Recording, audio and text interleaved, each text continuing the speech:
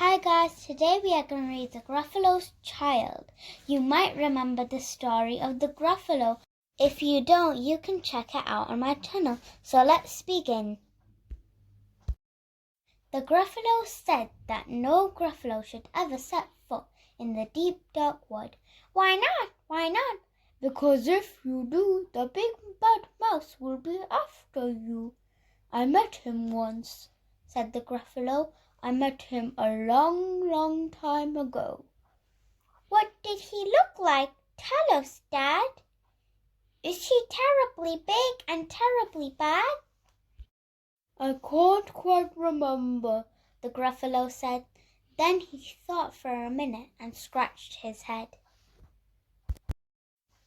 The big bad mouse is terribly strong, and his scaly tail is terribly long.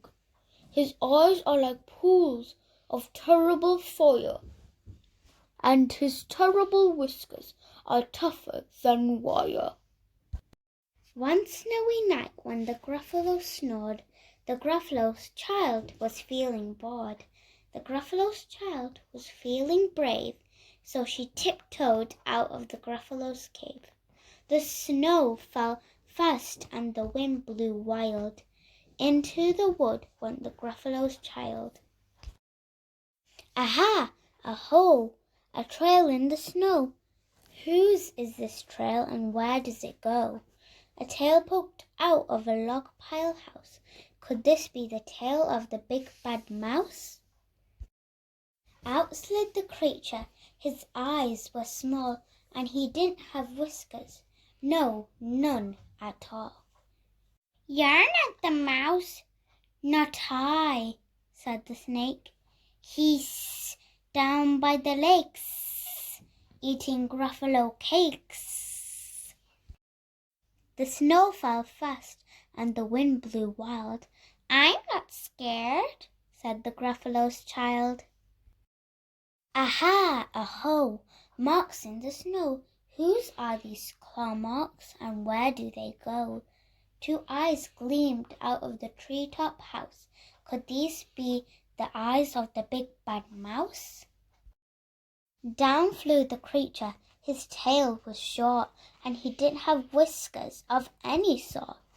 You're not the mouse, too-hoo, not I, but he's somewhere nearby, eating Gruffalo pie. The snow fell fast, and the wind blew wild. I'm not scared, said the Gruffalo's child. Aha, aho, a track in the snow. Whose is this track and where does it go? Whiskers at last, and an underground house. Could this be the home of the big bad mouse? Out slunk the creature. His eyes went fiery. His tail wasn't scaly. His whiskers went wiry. You're not the mouse. Oh no, not me. He's under a tree, drinking Gruffalo tea. It's all a trick, said the Gruffalo's child, as she sat on a stump where a snow lay piled.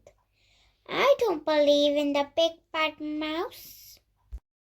But here comes a little one out of his house.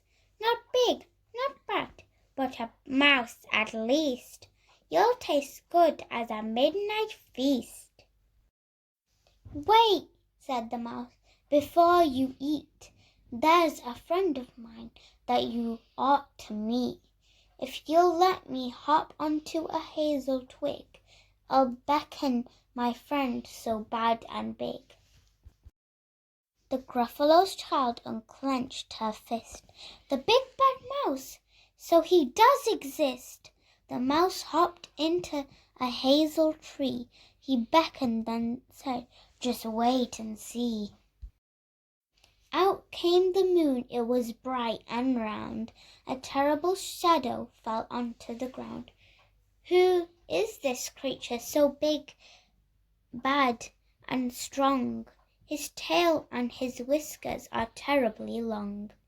His ears are enormous, and over his shoulder he carries a nut as big as a boulder. The big bad mouse! yelled the Gruffalo's child. The mouse jumped down from the twig and smiled. Aha! Aho! Prints in the snow! Whose are these footprints and where do they go? The footprints led to the Gruffalo's cave, where the Gruffalo's child was a bit less brave. The Gruffalo's child was a bit less bored. And the Gruffalo snored and snored and snored. That's it for today, guys. I hope you liked this video. Make sure to subscribe and like this video for more fun stories. Bye-bye.